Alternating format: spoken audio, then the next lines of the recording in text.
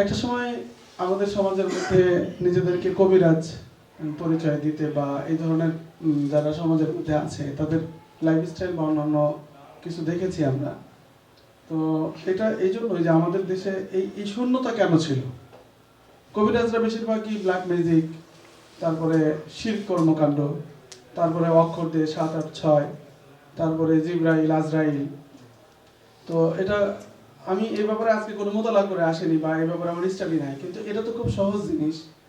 কোনো ব্যক্তি যদি যে ক্ষমতা আল্লাহ সুবহানাহু ওয়া তাআলা, সেই ক্ষমতা যদি অন্য কারো কাছে কেউ যদি প্রত্যাশা করে, যেমন জীবিত থাকা অবস্থায় বা মৃত অবস্থায় কোনো ব্যক্তি যদি কোনো ব্যক্তির নিকটে, বা সেটা পীর হোক, শায়েখ হোক, মুর্শিদ হোক, এমন কিছু যদি তার কাছে চায় যেটা তার ক্ষমতার আওতাধীন না, আল্লাহর সিফাতের সাথে অন্তর্ভুক্ত, তাহলে এটা সম্পূর্ণ শিরক হবে এবং এটা ঈমান ভঙ্গের কারণ হবে। সে ব্যক্তি ঈমান ভেঙে মুশরিকে পরিণত হবে, তার অতীতের সকল কর্মকাণ্ডগুলোকে একদম বিনষ্ট হয়ে যাবে। আল্লাহ সুবহানাহু ওয়া তাআলা এই ব্যাপারে খুব স্পষ্ট করে নবীকেই জানিয়ে দিয়েছেন, লাইন আশরাকতা, আল্লাহ নবীকে সরাসরি বলেছেন লা ইয়াহবিতুনা আমাল, একদম সব, লাইন আশরাকতা লা ইয়াহবাতান্না আমালুকা, তোমার আমল নষ্ট হয়ে যাবে। সে বলে তোমার আমল নষ্ট মানে তোমার ঈমান নবুয়তি শেষ হয়ে যাবে, দুনিয়া থেকে তুমি শেষ, ইরেজ হয়ে যাবে। কেন? একজন শিরক করার কারণে। দেখেন বেশিরভাগ জায়গায় তাবিজগুলো খুলে দেখা যায়, মানে অতীতে যে কর্মকাণ্ডগুলো চলে আসছে, তাবিজগুলো খুললে দেখা যাচ্ছে যে জিবরাইল আজরাইল, তার মানে কি এদের নাম ধরেই বা এদেরকে বলেই তো সাহায্যের জন্য গলায় তাবিজ লাগানো হয়েছে, তাই না? তাহলে জিবরাইল আজরাইলের কাছে কোনো ব্যক্তি যদি সাহায্য চায়, তাহলে সে ব্যক্তি আর ঈমানের ভিতরে থাকে না। যিনি করলেন তিনিও থাকবেন না, যিনি লটকালেন জানুক না জানুক তিনি ঈমান থেকে বের হয়ে গেছেন। নাউজুবিল্লাহ। এই সকল বিষয়গুলো দেখি কিন্তু উলামায়ে কেরাম, উলামায়ে আরব খুব স্পষ্ট করে বলেছেন আত-তামাইম ওয়াল হারাম, সকল প্রকার তাবিজ হারাম। কারণ তারা এটা দেখছে যে বৈধতার জায়গাটুকু খোলা রাখলে এই খোলা জায়গা দিয়েই অবৈধতা এবং শিরক কর্মকাণ্ডগুলোর ভিতরে ঢোকে। ভাইরা, তো এই জন্য এটা কেন হয়েছে, যে কারা করছে এরা, আসলে ইলমের সাথে যারা সম্পৃক্ত না। এখানে আরেকটা কথা বলি, এটা শুধু উদাহরণটা দিয়ে যাই, যে জিবরাইল আজরাইল বা এদের কাছ থেকে কোনো প্রকার সাহায্য আল্লাহ ব্যতীত চাওয়া যাবে না। মাসলা সহিহ? চাওয়া যাবে? সাহায্য করার মালিক কে? আল্লাহ। আল্লাহ। তাহলে আমি জিন তাড়ানোর জন্য আমি অবশ্যই কালী পর্যন্ত মানুষ লিখে দিচ্ছে, কালীর নাম পর্যন্ত। নবী সাল্লাল্লাহু আলাইহি ওয়াসাল্লামকে, ইব্রাহিম আলাইহিস সালামকে আগুনের মধ্যে নিক্ষেপ করার পর সেখানে জিবরাইল আসলেন, এসে বললেন যে আমি আপনাকে কিভাবে হেল্প করতে পারি। আল্লাহর নবী খলিলুল্লাহ ইব্রাহিম আলাইহিস সালাম বললেন যে আপনি নিজে আসছেন নাকি আল্লাহ পাঠালেন? তো বললেন যে এটা আমি আসছি। তো আল্লাহর নবী প্রত্যাখ্যান করলেন যে আমি আপনার হেল্প নিতে পারি না। কারণ এই যে হেল্প, এই যে সহযোগিতা, এই সহযোগিতা আল্লাহ সুবহানাহু ওয়া তাআলার সিফাতের অন্তর্ভুক্ত। তো আগুনের মধ্যে পড়ার পরেও একজন বিপদের মধ্যে পড়ছে, যেমনি হোক বাঁচতে চায়, কিন্তু আল্লাহ নবী শিক্ষা দিয়ে গেলেন যে আমাকে তো আল্লাহ সুবহানাহু ওয়া তাআলা দেখতেছেন, আপনি নিজে থেকে আসছেন, আল্লাহ তাআলা চাইলে আমাকে বাঁচাবেন। আল্লাহ সুবহানাহু ওয়া তাআলা তারপরে কিভাবে সাহায্য করলেন? কুলনা ইয়া নারু কুনি বারদাও ওয়া সালামান আলা ইব্রাহিম।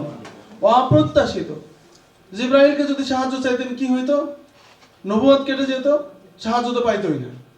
আর আল্লাহ সুবহানাহু ওয়া তাআলার দিকে যখন তার রুজু হলেন, আল্লাহ সুবহানাহু ওয়া তাআলা যা আগুনকে, যেটার পোড়ার ক্ষমতা, তাকে শান্তিদায়ক বাসস্থান হিসেবে আল্লাহ সুবহানাহু ওয়া তাআলা তার জন্য পরিণত করে দিলেন। সুবহানাল্লাহ। আল্লাহর নবী যখন তায়েফের ময়দানে পাহাড়ের পাশে পাদদেশে যখন অবস্থান গ্রহণ করেছিলেন, তখন কি হলো? সেই একই জিবরাইল এসে বললেন যে আপনি চাইলে আমি এই তায়েফকে শেষ করে দিতে পারি। তো বললেন যে আপনি কি কার পক্ষ থেকে আসছেন, নিজে আসছেন না আল্লাহ পাঠাইছে? এটা তো আমি নিজে আসছি। ঠিক আছে, চলে যান, আমি আল্লাহর সাথে বুঝে নিব। তারপরে বিস্তারিত ঘটনাটা জানেছে। তার মানে তাআয়ুন অথবা ইয়ানা অথবা মুস্তাঈন হওয়া, এটা সরাসরি কার কাছে হতে হবে? আল্লাহ তাআলা আমাদেরকে আকীদাগত দিক থেকে এটা শুদ্ধ করার তৌফিক দান করুন। আমিন। আচ্ছা, আকীদাগত দিক থেকে শুদ্ধ করার দায়িত্ব তো আমি আপনি করলাম আলেম হয়ে। তাহলে এই সমাজের মধ্যে এখন পর্যন্ত ইসলামী শিক্ষা, আকীদা শিক্ষার ব্যাপারে এই জিম্মাদের উলামায়ে কেরামের উপরেই তো। তাহলে আমরা যদি শুধুমাত্র বয়ান করে যাই, তাহলে যে লোকটার ভূত ধরছে, ভূত দ্যাট মিনস আর কি জিন, যেটা আমাদের সমাজে বুঝে আর কি, তাহলে এই লোকটার এই সমস্যা দূর করবে কে? এটা যদি কেউ না করে, আলেমরাই যদি সহির, ডাক্তার যদি চিকিৎসা না করে, তো তখন হাজম তো অপারেশন করবে খুর দিয়ে, খুবই স্বাভাবিক ব্যাপার। তো এটা অন্যতম গুরুত্বপূর্ণ একটা অধ্যায় ছিল। আল্লাহর কাছে শুকরিয়া আদায় করছি, এত একটা জরুরি, অতীব একটা জরুরি বিষয়, যেটা করা আলেমদের জন্য খুবই জরুরি ছিল। এটা আল্লাহ তাআলা ইহসান করছে যে আমাদের একটা তরুণ প্রজন্ম এবং তরুণ একটি দলকে আল্লাহ রাব্বুল আলামিন এই খেদমতের সাথে সম্পৃক্ত করে দিয়েছে, আলহামদুলিল্লাহ। এবং সেই তরুণরা, আমি প্রশংসা করেই বলি, আল্লাহর কাছে প্রশংসা করছি যে সেই তরুণরা নিজেরাও সচেতন এবং এই সংস্কার ধর্মী এই কাজটা করার জন্য যে সংঘবদ্ধ হয়ে প্রায় 30 জনের একটি কাফেলা বগুড়াতে সফরে এসেছেন। আমি সাধুবাদ জানাই, ধন্যবাদ জানাই। আবারও একবার বলেছি, আবারও বলছি, অন্তরের অন্তঃস্থল থেকে ভালোবাসা নিংড়িয়ে আমি আল্লাহর কাছে দোয়া করছি, তোমাদেরকে স্বাগত জানাচ্ছি, আপনাদের সকলকে স্বাগত জানাচ্ছি, সিনিয়র আছেন। আর আল্লাহর কাছে দোয়া করছি আল্লাহ তাআলা এই তাজদীদি কাজ পুরো দেশের মধ্যে আপনাদের মাধ্যমে, দাওয়াতি কাজের মাধ্যমে ছড়িয়ে দেওয়ার জন্য তৌফিক দান করেন। এটা বড়, অনেক বড় একটা কাজ, দেশ এবং বিদেশ। অবশ্যই আমাদের দেশে তো কাজ শুরু হয়েছে, ইনশাআল্লাহ আশা করি আমাদের বাংলাদেশ সারা পৃথিবীর মধ্যে এই রুকিয়ার ক্ষেত্রে ইনশাআল্লাহ আগামী দিনে নেতৃত্ব প্রদান করবে এজন্য দরকার আমাদের বাঙালিদের মধ্যে, সেটা আলেম হোক সাধারণ মানুষ হোক, অযুত একটা সম্ভাবনা, পসিবিলিটি থাকে, লট অফ পসিবিলিটি। বাট আমাদের দেশের প্রত্যেকটা তরুণ আলেমদের মধ্যে যে সম্ভাবনা আছে, প্রত্যেকটা চেহারা আমি দেখি আর দেখি যে পরিমাণ সম্ভাবনা আছে, অতীব দুঃখের বিষয় সেই সম্ভাবনার কথাটা আমি এই সম্ভাবনাময়ী ছেলেটাকে বলতে পারি নাই যে বেটা তোর মধ্যে বিরাট একটা সম্ভাবনা আছে। এই সম্ভাবনাটা কেমন? পায়ের নিচে যেমন মাটি থাকে, এই মাটির নিচে যেমন স্বর্ণের খনি থাকে, এইটা একজন বিজ্ঞ মানুষ সার্চিং করে নিচ থেকে স্বর্ণের, মাটির নিচে থেকে যেমন স্বর্ণ বের করে, এইরকম খনিজ দ্রব্য আরোহণকারী মানুষের খুব বেশি দরকার। আমি বলি যে এখানে আপনারা যারা আছেন প্রত্যেকটার মধ্যে অনেক ধরনের কাজ করার মাল্টিটাস্কিং পাওয়ার আপনাদের মধ্যে আছে। যেটাতে আসছেন, একটা ধরছেন, আল্লাহ সুবহানাহু ওয়া তাআলা বাংলাদেশে প্রায় 50 লাখ, 1 কোটি 50 লক্ষ আলেম আছে। এই 50 লক্ষ আলেমের মধ্যে আপনারা 30 জন এখানে আসছেন, তার মানে প্রতি 1.5 লক্ষ মানুষের, প্রতি 1.5 লক্ষ আলেমের মধ্যে আপনি একা দায়িত্ব পেয়েছেন। আপনার এই কাজটা আপনার জীবনের সর্বোচ্চ সম্ভাবনা কাজে লাগে এবং আপনার ভিতরে সম্ভাবনা আছে। যতক্ষণ পর্যন্ত ঘষা না দিবেন, মেসের বারুদ মেসের ভিতরেই থাকে, পাশেই তার ঘষা দেওয়ার জায়গা থাকে, জীবনে একা একা চলতে পারে না, একটু জ্বালাইতে হয়, জ্বালানোর জন্য কারো একটা সান্নিধ্যে যেতে হয়। এত সম্ভাবনা আছে যে এই ছোট্ট একটা বারুদের ভিতরে পুরো বিল্ডিং, পুরো শহর জ্বালিয়ে দেওয়ার সক্ষমতা আছে। ঠিক আপনাদের ভিতরে ওরকম বারুদের মতো প্রত্যেকের মধ্যেই পুরো শহর, পুরো নগর, পুরো পৃথিবী জ্বালিয়ে দেওয়ার সক্ষমতা আপনার ভিতরে রয়েছে, অর্থাৎ আলোকিত করার সম্ভাবনা আপনার ভিতরে রয়েছে। দয়া করে আপনি জ্বালানোর সুযোগটা করে দেন। কিভাবে সুযোগ করে দেবেন? এই সম্ভাবনাকে আপনি নিজেকে স্টাডি করেন যে আপনার ভিতরে যে সম্ভাবনা আছে, কিভাবে এটা করবেন। যেহেতু রুকিয়াতে আসছেন, সুতরাং you have to utilize this properly. আপনাকে এটা মানে খুব গুরুত্ব সহকারে এটা কাজে লাগাতে হবে। এইটার সর্বোচ্চ গভীরতা আপনি অর্জন করেন, আল্লাহ সাহায্য নিয়ে সর্বোচ্চ গভীরতা অর্জন করেন। পাশাপাশি খেদমতের নিয়তের কথা তো বলেছি, সেদিকে আপনি থাকবেন। সর্বোচ্চ এক্সিলেন্সি এখান থেকে আপনি নেন, সর্বোচ্চ গুরুত্ব দেন এবং এইটাকে আপনি একটা বিশ্বাস করাতে, এই সমাজের মধ্যে আপনি তাজদীদি কাজ করছেন, এইটা বিশ্বাস করাতে আপনি বাধ্য করেন যারা আজকে অস্বীকার করতেছে এবং বিরোধিতা করতেছে, সমালোচনা করতেছে, তারা একটা সময় যেন আপনাদেরকে, আপনারা মরে গেলেও যেন আপনাদের নাম ধরে বলে যে ওনারা না হলে এই কাজটা আমাদের দেশে শুরু হইতো না। সুতরাং আল্লাহ তাআলা তাদেরকে জান্নাতুল ফিরদাউস নসিব করেন, আমিন। এই কথা আবার ইতিহাসের স্বর্ণাক্ষরের জন্য আপনাদের নামটা লিপিবদ্ধ থাকে, এমন ভাবে এক্সিলেন্সি তৈরি করেন এখানে। অর্থাৎ আমরা যে বলেছিলাম যে যারা কবিরাজরা একটা খারাপ ধারা তৈরি করেছে, কিভাবে এটা এখন শুধুমাত্র উলামায়ে কেরাম হারাম বলে তো এটা সমাধান হবে না, তাহলে তার সমস্যা তো দূর করতে হবে। সমস্যা দূর করার জন্য আল্লাহ সুবহানাহু ওয়া তাআলা কোরআন এবং সুন্নাহ আপনাকে যে রসদ দিয়েছেন, সেই রসদ আপনি অসাধারণভাবে আপনি 10-12 বছরের পরে তার অর্জন করার যোগ্যতা অর্জন করেছেন।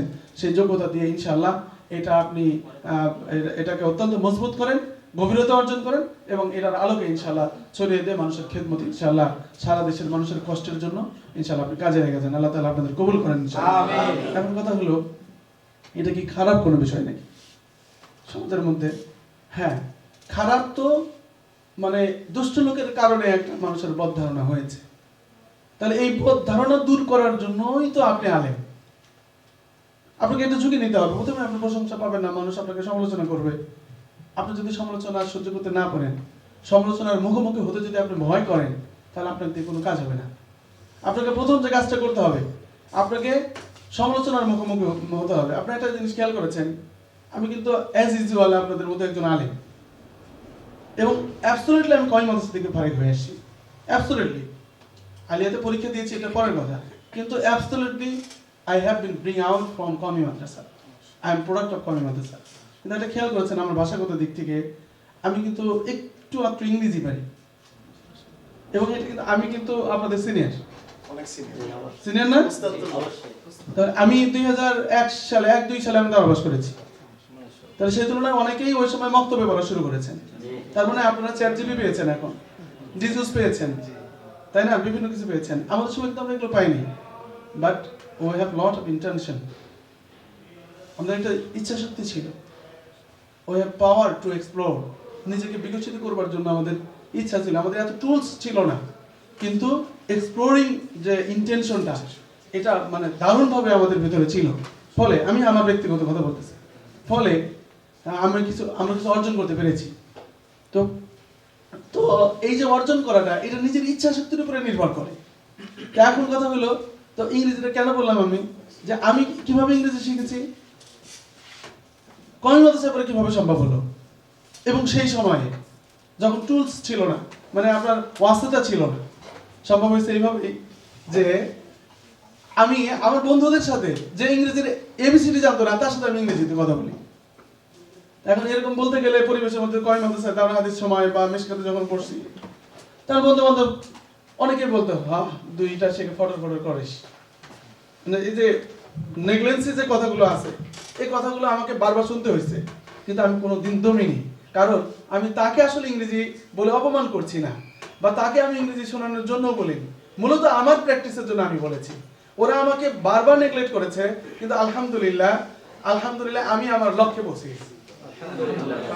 ফলে আলহামদুলিল্লাহ এইটা মানুষের ভুল ধারণা ভাঙাতে দারুণভাবে কাজ করেছে। আমি ভুল ধারণা নিয়ে কথা বলতেছি, যে আপনারা নাকি হীনমন্যতায় থাকেন অনেক সময়, যে আমি কত কাজ ছিল, আমি শাইখুল হাদিস হতে পারতাম, আমি ইফতা পড়াইতে পারতাম, আমার কত লেখনী শক্তি ছিল, এই ছিল ওই ছিল, শালা কিভাবে যেন এটার সাথে জড়াই গেলাম, বের হতে পারতেছি না, এবং এটা কেমন হয়ে গেল। এই যে হীনমন্যতা আপনাকে পেয়ে বসছে, আপনি আসলে এর মর্যাদা বুঝেনই নাই, কারণ নিয়তের সময় আপনি স্টাডি করেন নাই। আজকে যে কথাটা বলেছি দুপুরবেলা, তাদেরকে আপনাদের মনোবল নতুন করে উদ্যমতা ফিরে পেয়েছে না, শক্তিশালী হয়েছে না? আপনারা মনে করেন না যে এটা তাজদিদি কাজ? সুতরাং আজকের এই পাওয়ার তো আপনাকে সামনের দিকে যেতে অনেক বেশি সাহায্য করবে। কারণ এতদিন মনে করছেন যে আমি নিজে রুকিয়া করে জীবিকা অর্জন করছি, কিন্তু আজকে জেনে গেলেন যে রুকিয়া করার দ্বারাই আপনি একটা তাজদিদি কাজ শুরু করেছেন। সুতরাং আপনাদের পিছনে ফিরে তাকার কোনো সুযোগ নাই।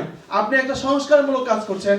সংস্কারমূলক কাজ করতে যদি আপনার বিরুদ্ধে কোনো সমালোচনা না হয়, তাহলে আপনি প্রপারলি সংস্কারমূলক প্রস্তাবনা তৈরি করতে পারেন নাই।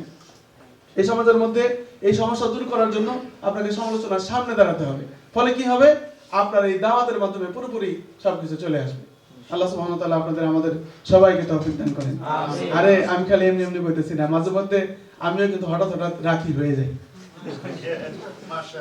তো আল্লাহ সুবহানাহু ওয়া তাআলা তো আসলে যারা হালাল খায়, মিথ্যা বলে না, এবং দিনের পথে চলে, আল্লাহ তাআলা তো তাদের জবানের ভিতরেই একটা বরকত দিয়েছে না? আরে আমাদের এক হুজুর বলতো, হুজুরদের খালি জবানে না, হুজুরদের বীর্যের মধ্যেও বরকত আছে। সুবহানাল্লাহ, মাশাআল্লাহ।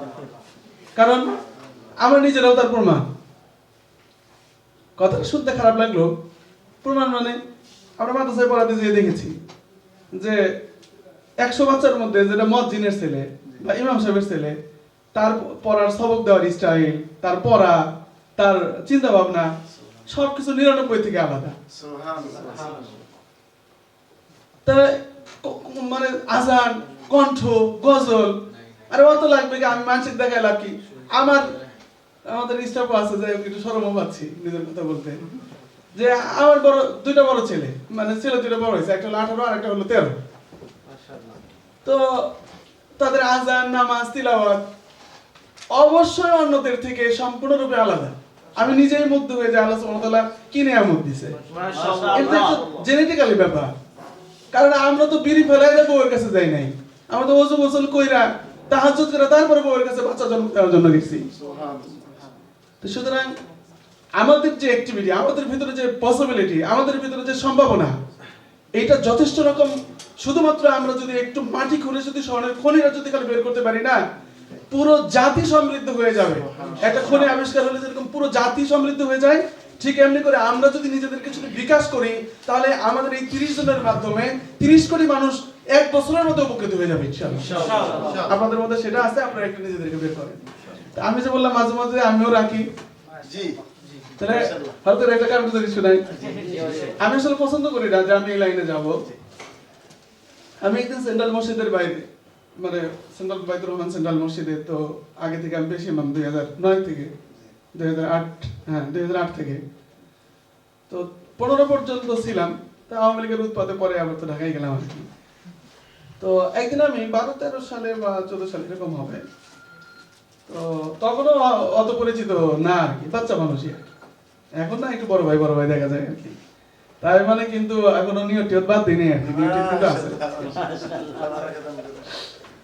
আমি সেখানে বসে দরজায় দাঁড়াইছি, তো গরিব মানুষই হবে, একটা দম্পতি স্বামী স্ত্রী দুইজন রিক্সা থেকে নামলো, বাচ্চা কোলে। সে কান্না, এই কান্নার করে মানে থলকুল নাই, কন্টিনিউয়াস চিল্লায় কাঁদতেছে।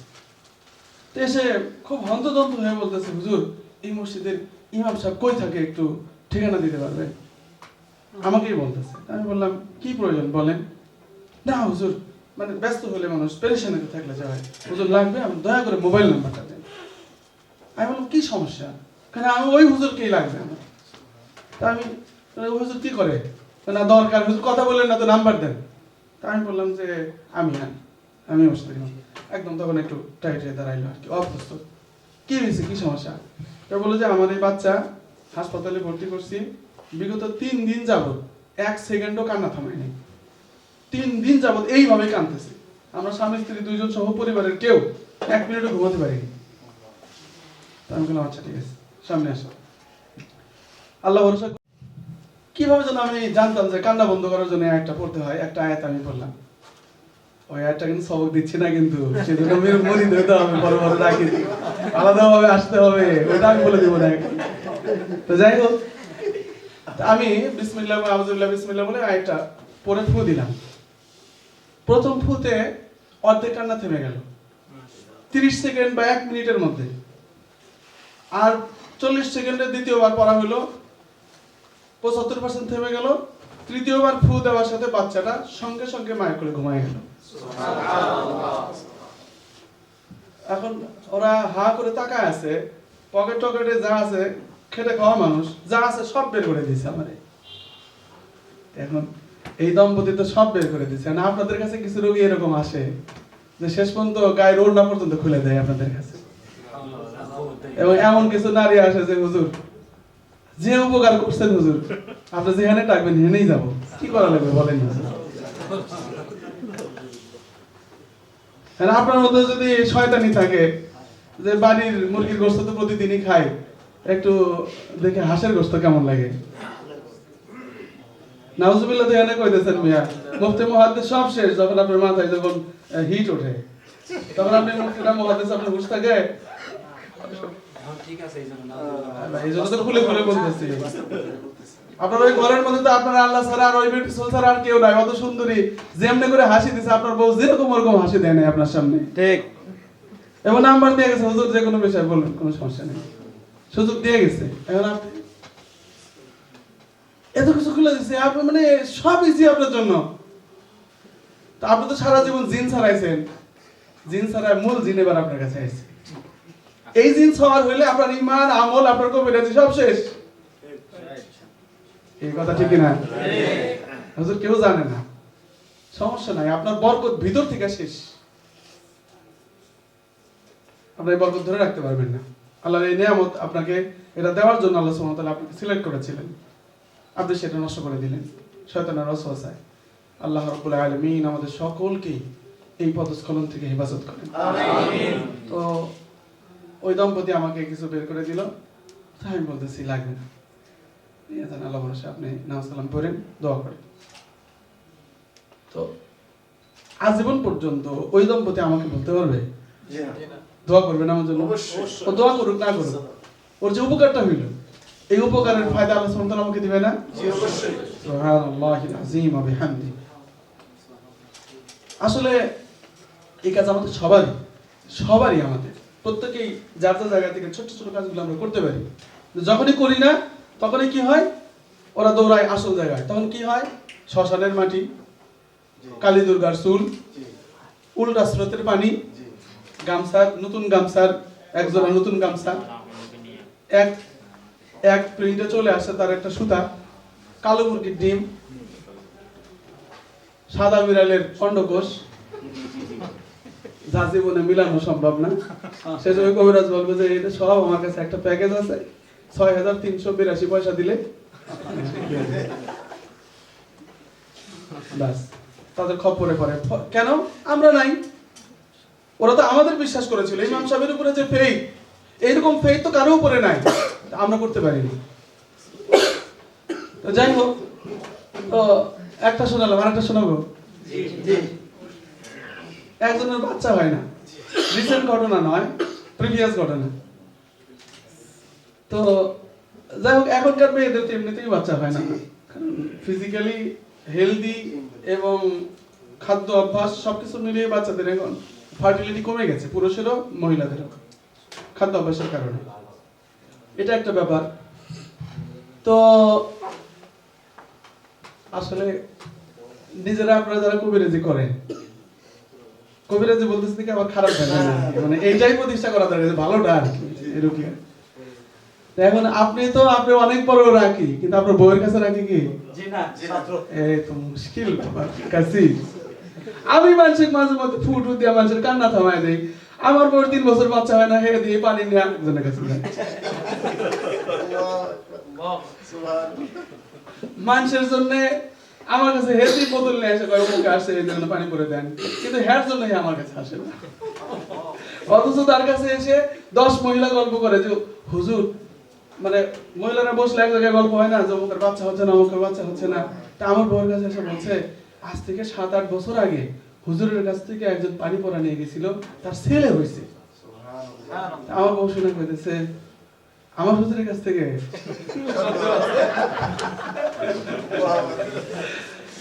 হ্যাঁ সত্যি। এবার মানুষের কাছে শুনছে তো, এবার কিছুটা বিশ্বাস হয়েছে। 4 বোতলে নাম টাম লেখা নিয়ে আসা আমারে বলতেছে সব কটার পানি পরে দেওয়া লাগবে। আমি 1 দিন 2 দিন 3 দিন 5 দিন গুরুত্ব দেই না। তো যাই হোক, তো পরে পানি পরা দিলাম, 1-2 মাস পরে এসে বলতেছে হ্যাঁ 2টা কাজ হয়ে গেছে। বাহ, তাহলে এক কাজ করো, এখন আমার এটা খাসি ধরে খাও। খেতে রাজি না, না হ্যাঁ কিসের আবার মানুষের উপকার করছেন, ওরা না যাবে না। আরে ভাই মানুষ খুশি হয়েও তো দেয়, কিন্তু সে খুশি হয়ে দিতে রাজি না। তো যাই হোক, বললাম আসলে আল্লাহ সুবহানাহু ওয়া তাআলা আলেমদেরকে মর্যাদাবান করতে চায়, আলেমদের সম্মান দিতে চায় আল্লাহ সুবহানাহু ওয়া তাআলা, আলেমদের জন্য দরজা খোলা রেখেছেন আল্লাহ সুবহানাহু ওয়া তাআলা। আমরা সাহস করে আল্লাহকে বলতে পারি না যে আল্লাহ আমি হুদাই ফু দিয়া দিলাম, তুমি সিফাত, তোমার সমস্ত সিফাত, তুমি দেনেওয়ালা জাত, তুমি একমাত্র পারো। আল্লাহ আমি তো কিছুই না, বান্দা বিশ্বাস করছে যে আমি ফু দিলে হয়তো তুমি দিবা, তা আমি ফু দিয়া দিলাম। আল্লাহ আমি অমুক আয়াতের উপরে ফু দিয়ে দিছি, আল্লাহ তোমার ইজ্জতের কসম, আল্লাহ তুমি এই দায়িত্বটা, তুমি এই আশাটা পূরণ করে দিও। আল্লাহ তাআলা ওই আলেমকে ফিরাবেন ইনশাআল্লাহ, ইনশাআল্লাহ। আমরা যদি সকলেই মানুষের জন্য এইভাবে উপকারী হয়ে যাই, আল্লাহ সুবহানাহু ওয়া তাআলা আমাদের এই খারাপ অবস্থা থেকে আমাদেরকে উত্তরণ করবেন ইনশাআল্লাহ। সর্বশেষ এখন একটা কথা বলি, একদম শেষ পয়েন্ট। ভাইরা, মানুষের উপকার করতেছেন, উপকার করার দ্বারাই সব পাইতেছেন অবশ্যই।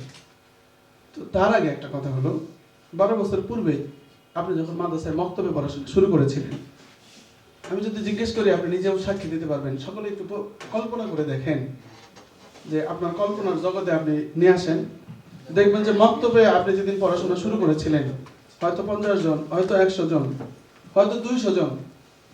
আপনি একটু কল্পনায় চোখ বন্ধ করে দেখেন যে 100 জনকে নিয়ে আপনি বক্তব্য পড়া শুরু করেছিলেন, তার মধ্যে থেকে হয়তো 4 জন দাওরা পাস করেছেন, তার মধ্যে একজন আপনি। আহলান সাহলান, নারায়ে তাকবীর, আল্লাহু আকবার। এত আস্তে মুফতি সালাউদ্দিন মাসুদ, নারায়ে তাকবীর, লাল গোলাপ শুভেচ্ছা। জি, মাশাআল্লাহ মাশাআল্লাহ। যাই হোক, আমি যেটা বলছি একটু গভীরভাবে চিন্তা করছেন যে যেদিন আপনি মক্তব শুরু করেছিলেন, আপনি দেখবেন 100-র মধ্যে হয়তো 3 জন বা 4 জন দাওরা পাস করেছে। বলো না, আপনি দাওরা পাস না? তাহলে আপনি দাঁড়ান। আপনি বক্তব্য শুরু করছিলেন, আনুমানিক কতজন তখন ছিল যেদিন আপনি কায়দা করেন? যখন তখনকার কথা স্মরণ নাই, বক্তব্য শেষ করেছিলাম আমরা প্রায় 30 জন। আচ্ছা, এখান থেকে আমরা 2 জন হয়েছে। শুনছেন? 30 জন শুরু করে 2 জন, মানে বক্তব্যের শেষ পর্যায়ে। শুরুর কথাটা শুরু তো আরো বেশি ছিল। তাহলে বক্তব্যের শেষ ক্লাস থেকেই তার মানে 30 জন, অনেক মানে ধারাবস্থা করে 30 জন আসছে। 30 জনের মধ্যে 2 জন দাওরা পাস করছে। বসেন, আরেকজন বলেন, আপনি বলেন।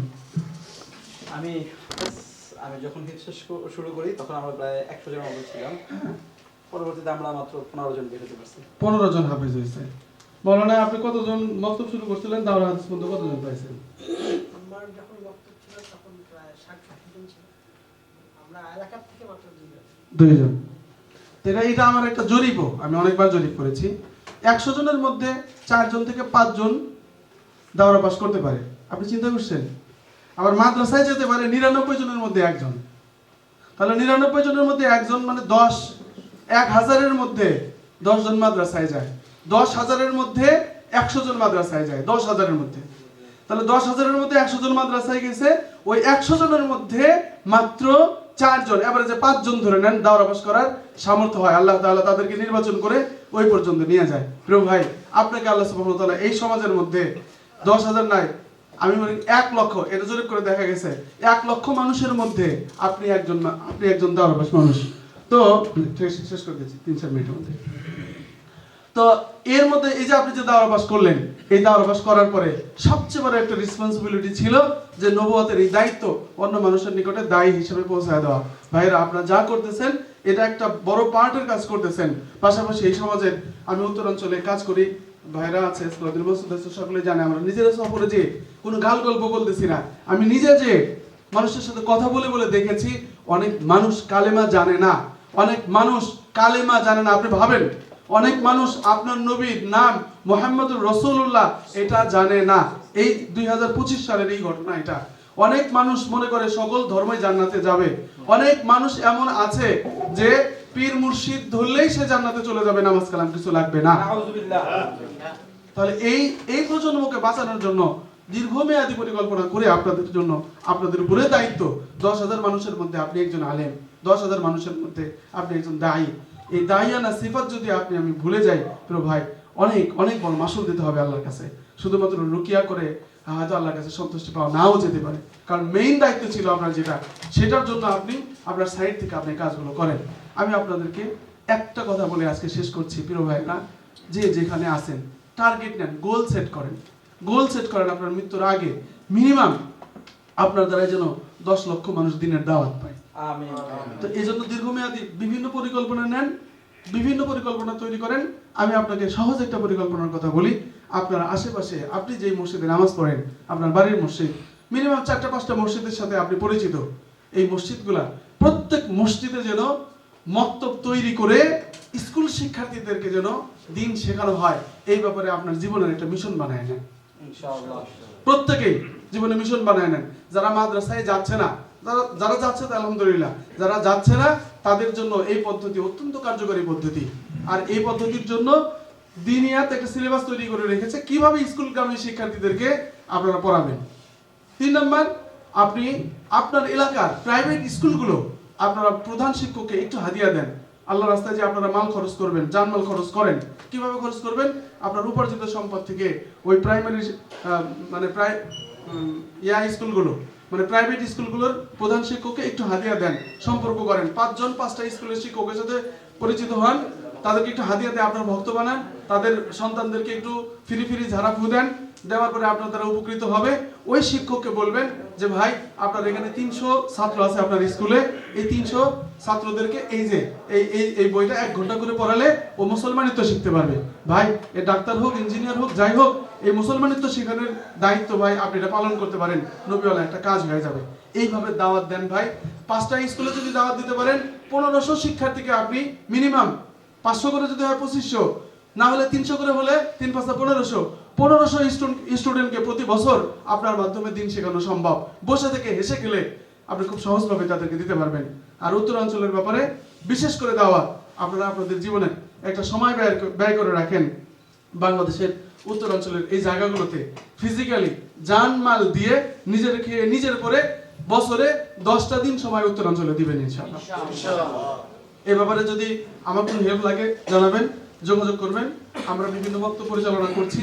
যদি মনে করেন যে কোনো একটা মক্তবে 30 জন বাচ্চা বা 50 জন বাচ্চা আছে একটা মসজিদে, ওটার খরচ আপনি বহন করবেন, আপনার মাধ্যমে পরিচালিত হবে।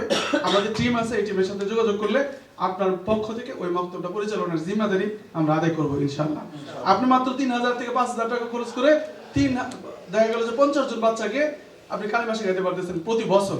আল্লাহ তাআলা এই কাজগুলো আমাদেরকে করার জন্য তৌফিক দান করেন। অনেক কথা বললাম, আল্লাহ সুবহানাহু ওয়া তাআলা আমাদেরকে ভুল ত্রুটিকে ক্ষমা করে দেন। আল্লাহ রাব্বুল আলামিন সিহাতের উপরে আমাদেরকে চলার জন্য তৌফিক দান করেন। সবাইকে স্বাগত। আর শেষ আরেকটা প্রস্তাব রইল, আগামী বছর এই রুকিয়াটা বগুড়াতে ছড়িয়ে দেওয়ার জন্য একটা প্রস্তাব আমার রইল। সেটা হইলো যে এই বছর সময়ের অভাবে হয়নি, আমরা পুরো বছর এটা ক্যাম্পেইন করতে পারি। যেমন সেন্ট্রাল মসজিদে প্রায় 1000 থেকে 13000 মানুষ নামাজ পড়ে, তাদেরও তো দরকার জিনিসটা। তো আমি সেখানে ইমাম হিসেবে আমি এটা বলতেছি যে আমি কয়েকবার এটা নিয়ে আলোচনা করতে পারি, বিভিন্ন জায়গায় আলোচনা করতে পারি, আরো 10 জন আলেমকে বলতে পারি। আগামী বছর একটা সময় করবেন, 1 মাস আগে, ডেটটা আগেই ঠিক করবেন। 1 মাস আগে প্রি রেজিস্ট্রেশন হবে, 30 জন বিশেষজ্ঞ আসবে, তারই প্রি রেজিস্ট্রেশন হবে উইথ পেমেন্ট, টাকা সহ। প্রি রেজিস্ট্রেশন বগুড়াওয়ালারাই করে রাখবে। আপনারা আসবেন, চেম্বার ঠিক হবে, একদম মমিনে বসা হবে, 5 স্টারে বসা হবে। ওখানে চেম্বার হবে একদিনের জন্য, মানুষরা যাবে, দেখাবে, যারা গরিব রোগী ফ্রি দেওয়া হবে, সেগুলো আমরা বাছাই করে দিব। আপনারা আসবেন, 24 ঘন্টা সময় উম্মতের জন্য এই কাজগুলো আপনারা উত্তরাঞ্চলে করে যাবেন, মানুষকে জানাবেন ইনশাআল্লাহ। এই প্ল্যান আমাদের রইল, আমার প্রস্তাব রইল, আমি বাঁচি মরি এই প্ল্যান অনুযায়ী ইনশাআল্লাহ আল্লাহ সুবহানাহু ওয়া তাআলা যেন আগামী বছর একটা প্রোগ্রাম বগুড়াতে করার তৌফিক দান করেন। এইভাবে ডিস্ট্রিক্ট ওয়াইজ 10 দিন 10টা শহরে আগামী শীতের মধ্যে করবেন। আল্লাহ তাআলা তৌফিক দান করেন। আসসালামু আলাইকুম ওয়া রাহমাতুল্লাহ।